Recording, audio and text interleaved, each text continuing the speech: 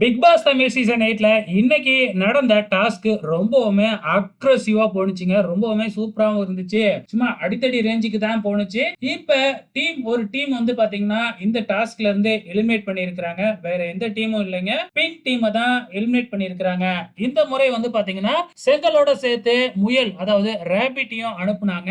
இப்ப ராபிட் அடிப்படையில தான் எலிமினேஷன் நடந்திருக்கு. யாருகிட்ட அதிகமான ராபிட் இருக்கோ, சோ யாருகிட்ட ராபிட்டே இல்லையோ அவங்க எலிமினேட் அப்படிங்கிற மாதிரி வந்து பிக் பாஸ் அனௌன்ஸ் பண்ணிட்டாரு. சோ ரேபிட் வந்து பாத்தீங்கன்னா பிங்க் டீம் வந்து பாத்தீங்கன்னா 2 3 வச்சிருந்தாங்க. ஆனா 2 டீமும் சேர்ந்து அவங்க கிட்ட இருந்த எல்லா ரேபிட்டையுமே புடுங்கிட்டாங்க. சோ அதனால அவங்க கிட்ட ரேபிட்டும் இல்ல, ஒரு செங்கலும் இல்ல. இதனால வந்து பாத்தீங்கன்னா இப்ப அவங்க எலிமினேட் ஆயிட்டாங்க. இப்ப மீதி இருக்கிறது எல்லோ டீமும் ப்ளூ டீமும் தான். சோ இவங்க 2 பேரும் எப்படி விளையாட போறாங்க அப்படிங்கறத பொறுத்திருந்து பார்க்கலாம்.